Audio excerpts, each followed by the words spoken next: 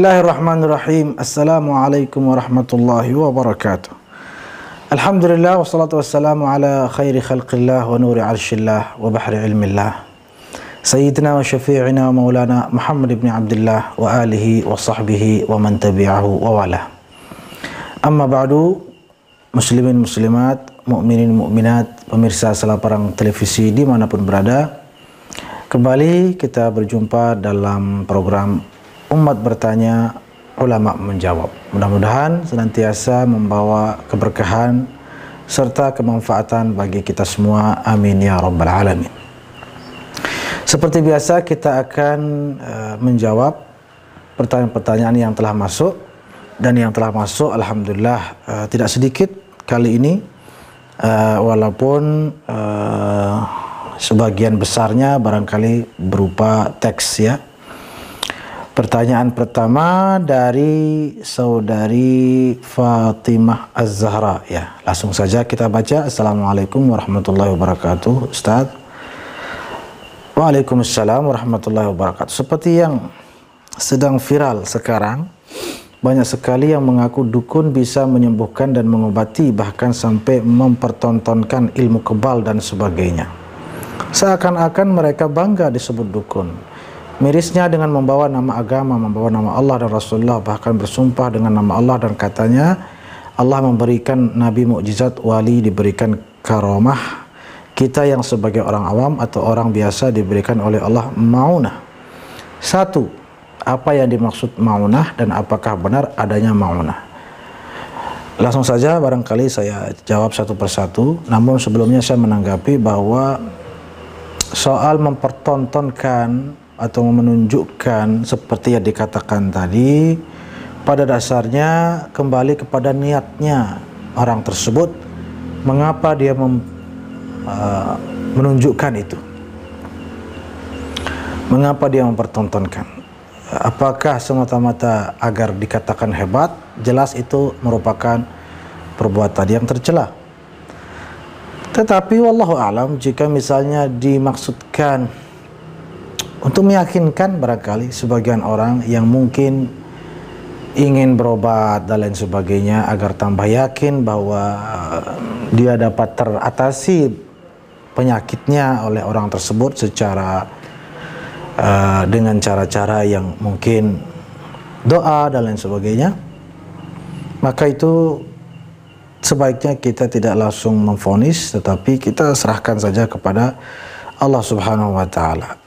Mengenai ungkapan wali diberikan karamah, nabi diberikan mukjizah, kemudian orang awam diberikan maunah, itu memang ada benarnya. Jadi perkara atau peristiwa yang di luar kebiasaan itu memang tidak hanya terjadi pada para nabi, tapi juga terjadi pada orang-orang saleh. Bahkan terjadi pada orang-orang yang tidak saleh sekalipun. Orang-orang jahat pun bisa terjadi peristiwa luar biasa di tangan mereka. Sehingga penamaannya berbeda-beda. Ada yang disebut mukjizah, yaitu apabila terjadi pada para nabi. Terjadi pada para wali disebut karamah. Terjadi pada orang saleh di bawah tingkatan para wali, barulah disebut ma'unah. Nanti ada lagi disebut dengan istidraj. Ini terjadi pada mereka yang orang-orang yang ahli maksiat atau orang-orang jahat, orang-orang yang jauh dari Allah. Bisa saja terjadi kejadian luar biasa di tangan mereka, namun itu disebut istidraj. Termasuk sihir, itu juga kejadian atau peristiwa luar biasa. Nanti ada lagi namanya ihanah, itu terjadi terbalik, kebalikan daripada misalnya ada orang zaman Nabi mendengar Nabi itu berliur ke dalam sumur, lalu kemudian keluar bau wangi, ya, aroma yang sangat wangi. Orang ini kemudian mengatakan saya juga bisa.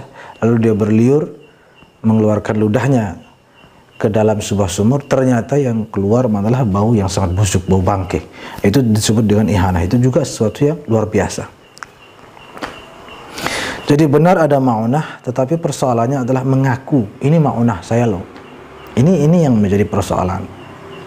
Benar karamah itu diberikan kepada para wali. Tetapi persoalannya jika ada yang mengatakan ini saya waliullah loh dan inilah karamah saya, itu menjadi persoalan. Artinya tidak seyogianya dan tidak sepantasnya seseorang mengaku bahwa ini karamah saya atau ini ma'unah saya dan lain sebagainya. Ya, jadi seperti itu barangkali. Apa yang nomor dua, apa yang dimaksud dukun dan muliakah gelar dukun ini? Tentu tidak. Tetapi terlepas dari gelarnya, tapi yang saya ingin fokus pada apa yang dilakukannya. Sebutan silahkan mau sebut apa saja, tapi yang penting yang diperbuatnya ini benar atau tidak menurut syariat Islam. Jika benar, maka perbuatannya perbuatan yang benar, walaupun disebut dukun. Jadi ini yang harus dipahami. Ini yang lebih penting gitu. Bukan soal dukun itu bagus apa tidak. Bukan, apa yang dilakukan itu bagus atau tidak, itu yang penting. Jika bagus, maka bagus, walaupun disebut dukun oleh semua orang. Dan jika perbuatannya tidak baik, maka tidak baik. Jika perbuatannya tercela, maka tercela, walaupun tidak disebut dukun. Misalnya disebut waliullah, disebut wali misalnya. Tapi perbuatannya perbuatan mungkar, ya perbuatannya itu tetap tercela, walaupun tidak disebut dukun, melainkan disebut sebutan-sebutan lainnya. Baik, untuk diketahui juga kata dukun itu sendiri secara bahasa memang kalau diarabkan itu kahin. Dan kahin, kata kahin itu atau sebutan kahin itu memang dicela oleh baginda Rasulullah SAW. Ataupun arraf, termasuk arraf itu kalau diartikan ke bahasa Indonesia adalah peramal. Itu juga sebutan peramal, sebutan dukun itu pernah dicela oleh baginda Rasulullah SAW secara langsung di masa hayat beliau. Tetapi juga bukan semata-mata karena gelar atau sebutan itu, tetapi karena perbuatan orang tersebut yang dicela oleh Nabi pada masa itu. Perbuatannya yaitu menyandarkan segala kekuatan dan kemampuan-kemampuan itu kepada dirinya dan tidak disematkan atau disandarkan kepada Allah. Itu yang terjadi dan itu yang dicela oleh Allah, terlepas dari apapun sebutannya. Yang ketiga, terakhir dari saudari Fatimah Az-Zahra menyebutkan, benarkah manusia bisa melihat jin? Karena Imam Syafi'i kalau tidak salah mengatakan barang siapa yang mengaku melihat jin maka diragukan syahadatnya, kurang lebih seperti itu, mohon dikoreksi jika salah. Betul bahwa Imam Syafi'i mengatakan seperti itu. Artinya bukan betul di sini, betul sebagian atau sejumlah literatur mengutip dari Imam Syafi'i ucapan tersebut. Secara garis besar, persoalan manusia bisa melihat jin atau tidak termasuk persoalan khilafiyah, artinya diperselisihkan oleh para ulama, tidak satu pendapat. Ada yang mengatakan tidak mungkin dilihat, ada pendapat yang mengatakan mungkin dilihat tetapi tidak pada bentuk aslinya, melainkan jin itu menyamar menjadi bentuk yang lain dan terlihat bentuk yang lain itu. Ada pendapat hanya Nabi yang bisa melihat. Ada pendapat Nabi pun tidak bisa melihat. Ada pendapat selain Nabi juga bisa. Jadi banyak pendapat. Dan Imam Syafi'i termasuk yang berpendapat bahwa kalau tidak salah hanya Nabi yang melihat. Selain daripada Nabi tidak melihat. Semua pendapat ini adalah pendapat para ulama. Dan masing-masing punya dalil-dalilnya. Karena pendapatnya banyak, dalil-dalilnya juga tidak sedikit dan waktu terbatas, maka intinya adalah bahwa ini adalah persoalan khilafiyah, banyak pendapat, namun sebagian besar barangkali jumhur ataupun Allahu alam ya, saya pribadi lebih condong pada pendapat bahwa Nabi dapat melihat wujud aslinya, sedangkan selain Nabi dapat melihat namun bukan pada wujud aslinya, melainkan dengan bentuk atau rupa yang lain. Itu mungkin yang lebih tengah-tengah lah ya, pendapat yang menengahi semua pendapat yang ada, agar kita bedakan juga level para nabi dengan yang lainnya. Memang ada riwayat bahwa Sayyidina Ammar bin Yasir, seorang sahabat yang diperintahkan atau pernah diriwayatkan beliau pernah memerangi kelompok jin pada masa Nabi atau pada masa sahabat. Dan itu perperangnya pun bersama Rasulullah SAW atau atas perintah Rasulullah SAW.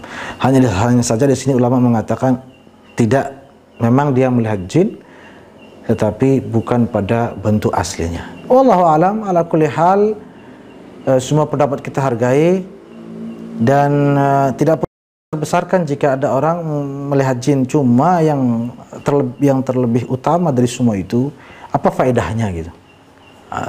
Faedahnya apa?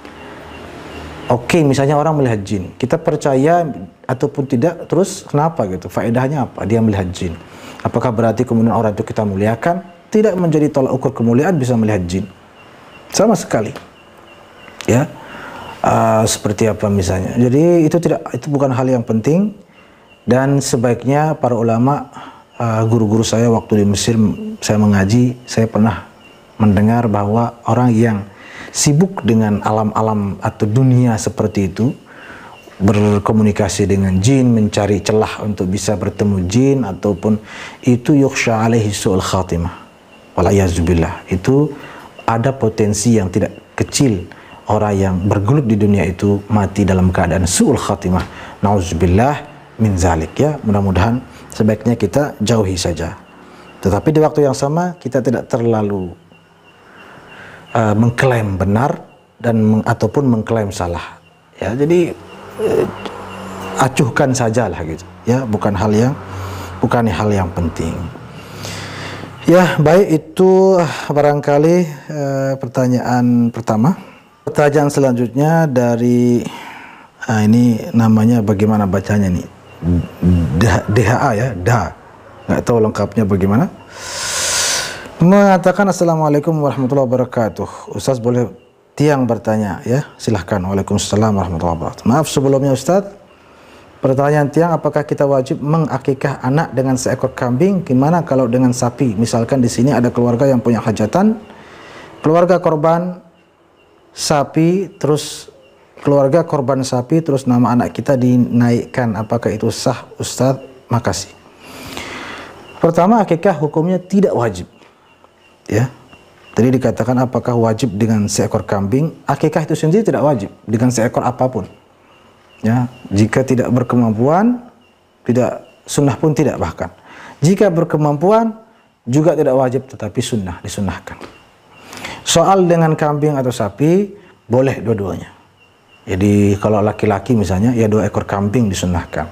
Kalau mau diganti sapi, 2/7 ekor sapi, kan gitu. Karena satu ekor sapi ya sama dengan 7 ekor kambing. Ya, lebih kurang begitu.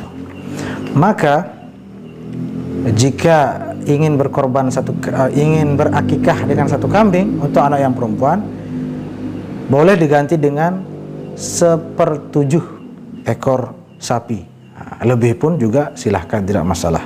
Jadi intinya mau kambing, mau sapi, mau unta juga dipersilahkan. Insya Allah sama-sama utuh mendapatkan pahala sunnah daripada akikah tersebut. Ya, mudah-mudahan dapat dipahami. Dan pertanyaan selanjutnya kita akan baca ataupun dengarkan setelah jeda berikut ini. Tetap bersama kami.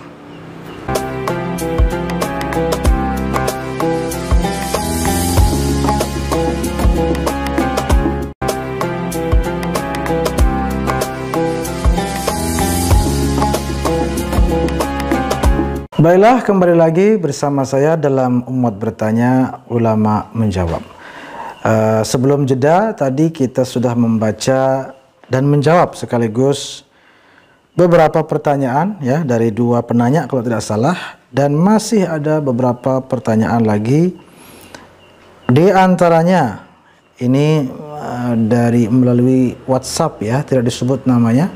Assalamualaikum warahmatullahi wabarakatuh. Waalaikumsalam warahmatullahi wabarakatuh. Maaf ayahanda, bagaimana ucapan yang baik dan tepat kita ucapkan ketika mendengar berita duka meninggal orang non-muslim yang semasa hidupnya berbuat baik pada orang muslim?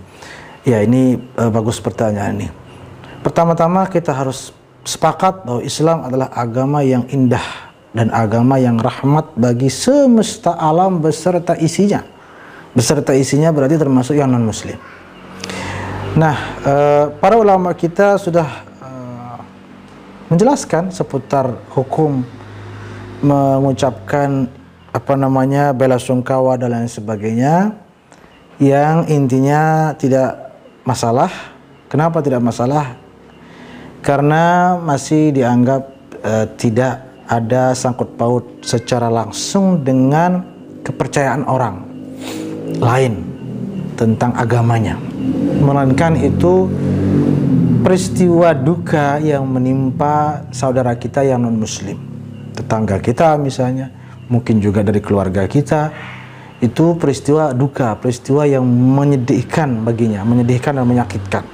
Kita sebagai orang yang peduli dengan semua orang sekitar, tentunya harus turut atau paling tidak menunjukkan, atau setidaknya sekurang-kurangnya tidak menunjukkan bahagia gitu di hadapannya atau atas apa yang dia derita. Soal apa yang kita ucapkan ketika mendengar ini, kalau kita mendengar maksudnya kita ucapkan pada diri sendiri.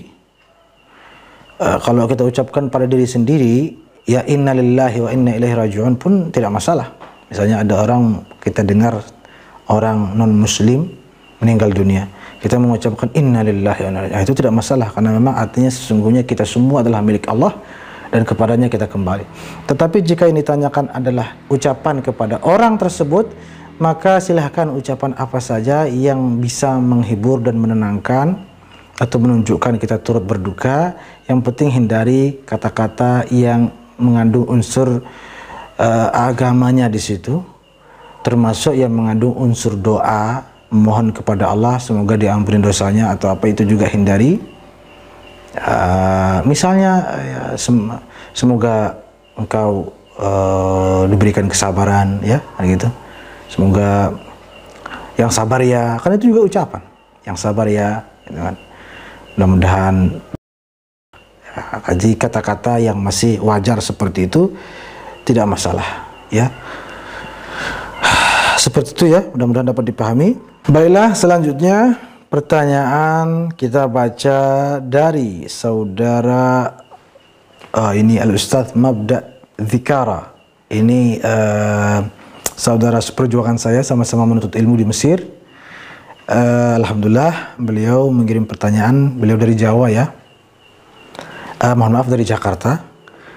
Beliau mengatakan, Assalamualaikum Tuan Guru. Waalaikumsalam warahmatullahi wabarakatuh. Ma'adzirah, artinya mohon maaf. Ada pertanyaan dari salah seorang kawan. Jika memang alam ini tercipta dari Nur Muhammad, mengapa Nur Muhammad yang baik ini bisa menghasilkan orang buruk seperti Fir'aun, Abu Lahab? Mohon pencerahannya ya Tuan Guru, begitu ya. Baik, memang dalam akidah atau dalam ajaran Ahlus Sunnah wal Jamaah diyakini berdasarkan sejumlah riwayat bahwa Rasulullah SAW adalah cahaya, dan dari cahaya itulah menjadi bahan dasar terciptanya semua alam semesta ini beserta isinya. Mungkin ada yang tidak setuju lalu mengatakan ya terlepas dia setuju atau tidak, tapi pertanyaannya cukup kritis, mengatakan, lah kalau memang dari nurnya, nur Sayyidina Muhammad SAW, kenapa dari yang baik ini tercipta seperti Fir'aun, Abu Lahab, Iblis, jangan lupa kan tidak disebut Iblis juga, dan lain sebagainya. Pertanyaan ini sesungguhnya tidak jauh beda, bahkan sesungguhnya merupakan cabang atau anak dari pertanyaan seperti ini. Allah itu kan Maha Rahman Rahim. Allah itu Maha Penyayang, Pengasih, Maha Mulia. Mengapa Allah yang Maha Mulia ini menciptakan yang jelek, yang buruk seperti Fir'aun? Kan kenapa nggak tanyakan seperti itu seperti itu saja sekalian gitu. Bahkan kita bisa tambahkan lagi, mengapa Allah juga yang Maha Rahman dan Rahim itu menyiksa ciptaannya sendiri lalu dicampakkan ke api neraka? Itu kan pertanyaan yang serupa, bahkan lebih apa ya? Kalau sekedar Sayyid Nur Muhammad itu kan hanya sebagai bahan dasar lah ya, bahan dasar yang mana dari bahan dasar itu terciptalah segala-galanya termasuk baik dan buruk. Allah Subhanahu wa taala juga yang dengan segala kemuliaannya menciptakan dan menakdirkan segala yang baik dan yang buruk, menciptakan segala yang baik dan buruk. Semua itu tentunya tidak lepas dari hikmah yang hanya Allah yang tahu. Fa'alun lima yurid, kata Allah dalam Al-Quran. Allah melakukan apa saja yang Dia kehendaki, bukan yang kita kehendaki. Dalam ayat lain dikatakan la yus'alu amma yaf'al wa hum yus'alun. Apa namanya? Dalam surat Al-Anbiya yang artinya dan tidaklah Allah ditanya tentang apa yang Dia lakukan, melainkan kitalah yang ditanya apa namanya apa yang kita lakukan. Ya, kemudian